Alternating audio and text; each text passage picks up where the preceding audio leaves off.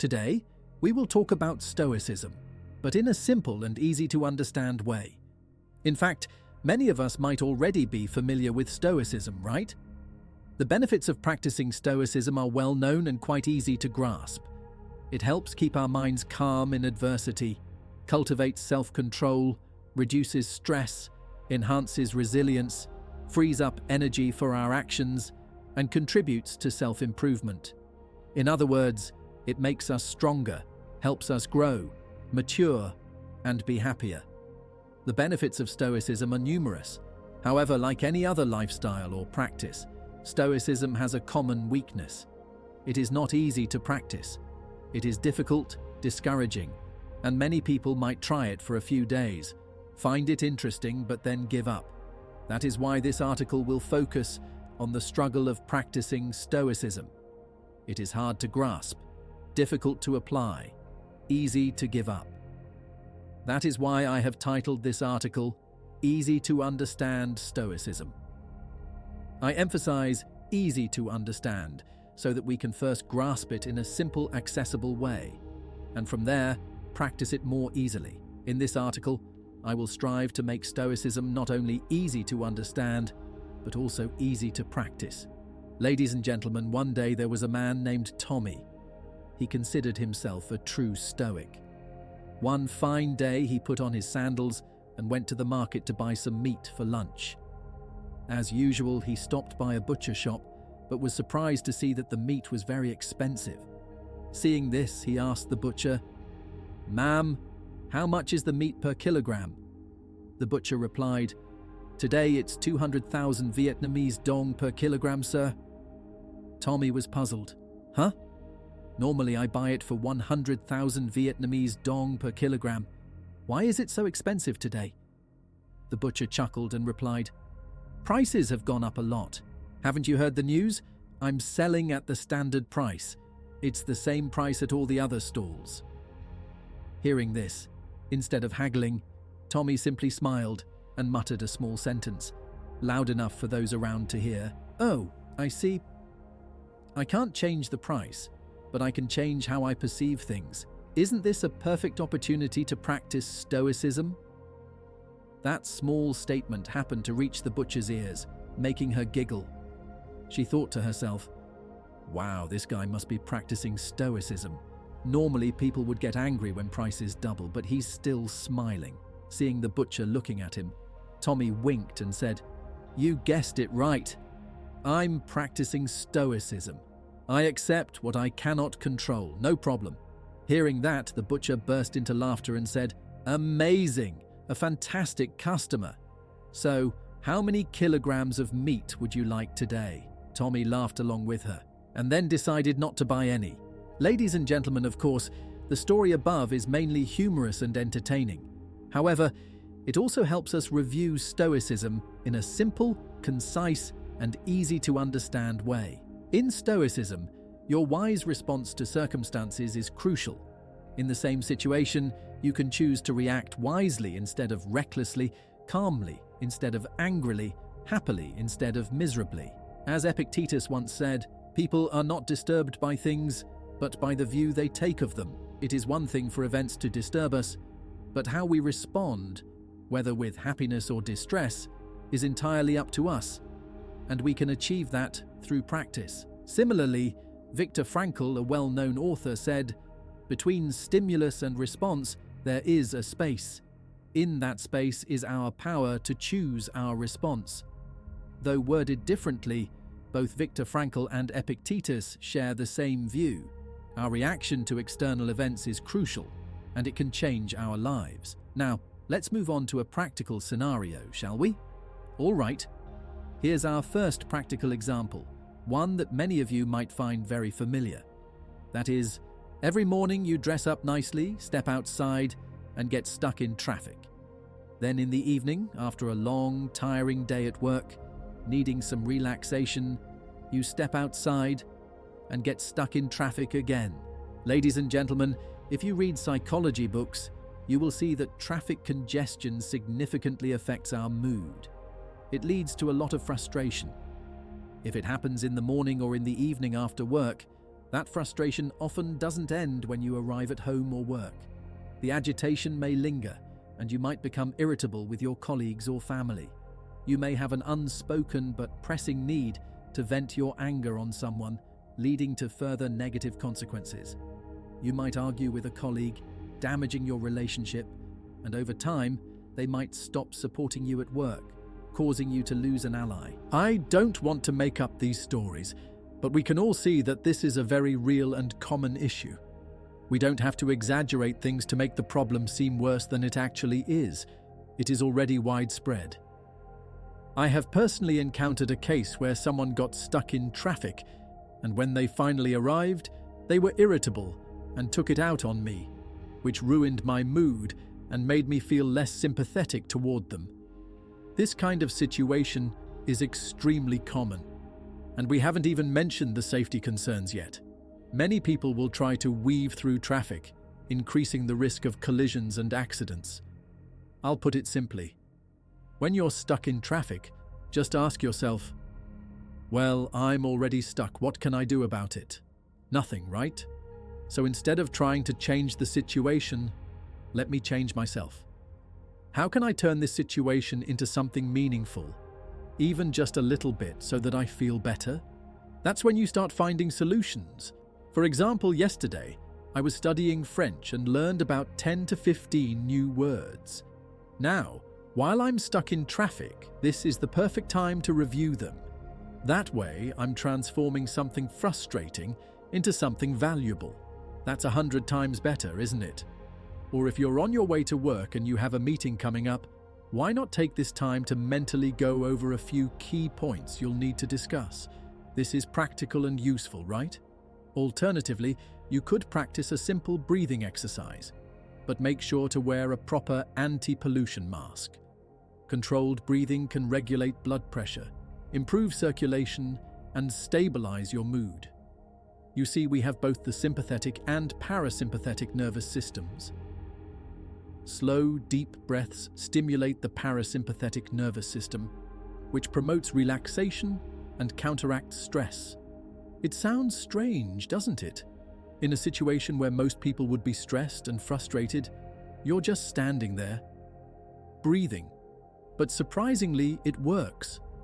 Sometimes we have to act against our instincts, but I believe this can be beneficial and ultimately make you happier.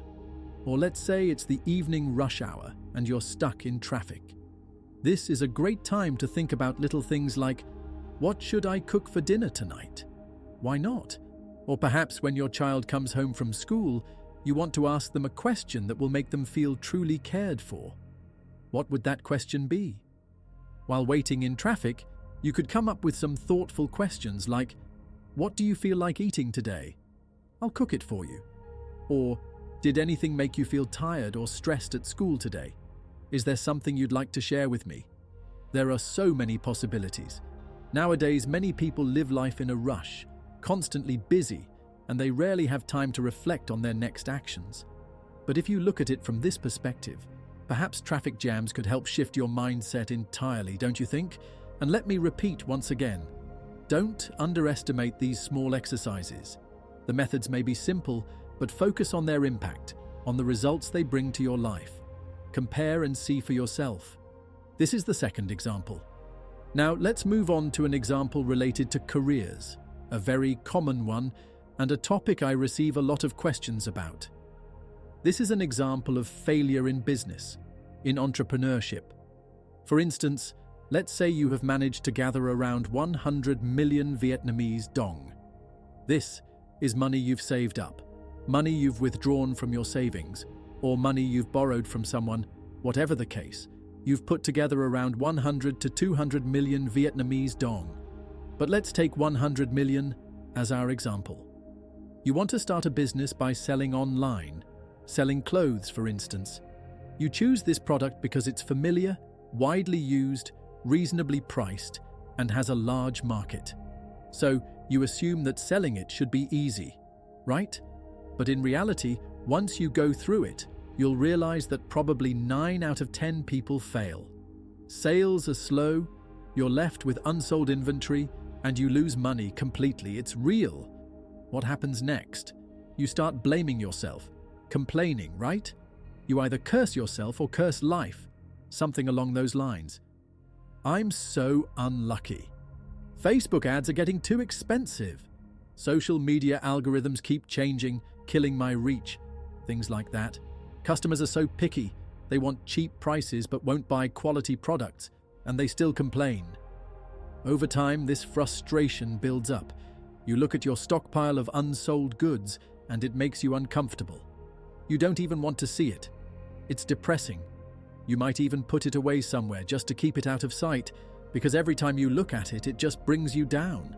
Then, in your idle moments, you sit and think, oh my God, 100 million was a huge amount of money for me and now it's all gone. I might as well quit. See what I mean? Your spirit crashes. Your survival instinct kicks in. But all it does is drag you further down into negativity, frustration, and even financial struggles. It doesn't help you at all. So now, at the very least, let's shift our mindset. First, accept reality. Yes, you've lost money. Yes, you've failed. But lying there feeling sorry for yourself won't change anything.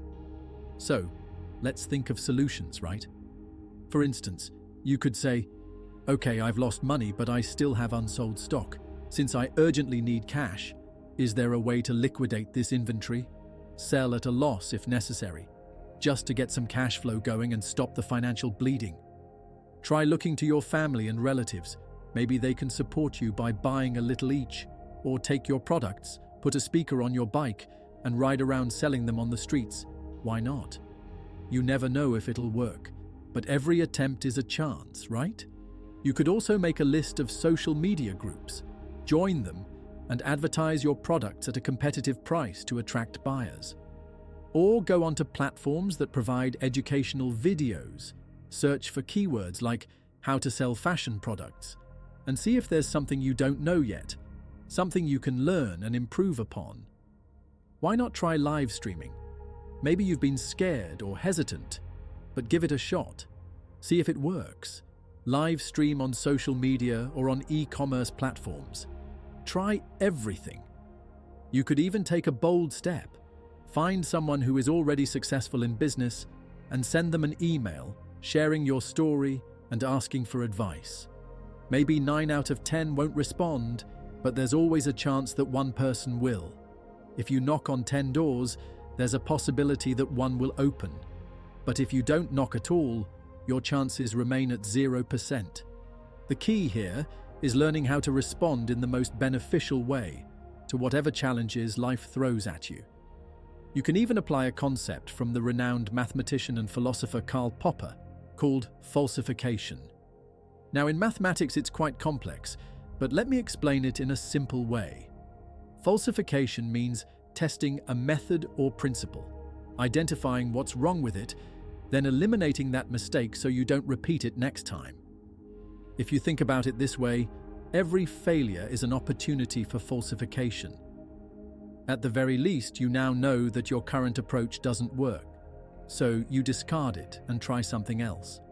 Or, within your business strategy, you can identify and remove specific ineffective elements, which is essentially applying falsification. This mindset shift alone can transform the way you see failure. Failing is not the end. It's only a problem if you don't learn from it. The important thing is that even after failure, you're still standing and you're capable of trying again. Now, if you have 100 million, try investing just 10 million in your first business attempt. Just 10 million. Why?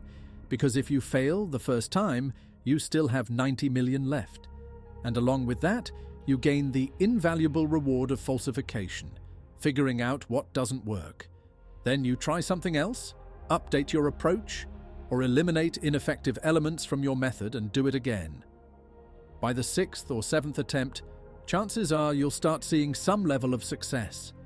That is the path many successful people have taken, and this is not even mentioning the fact that you can always learn more about marketing, sales, and many other essential skills.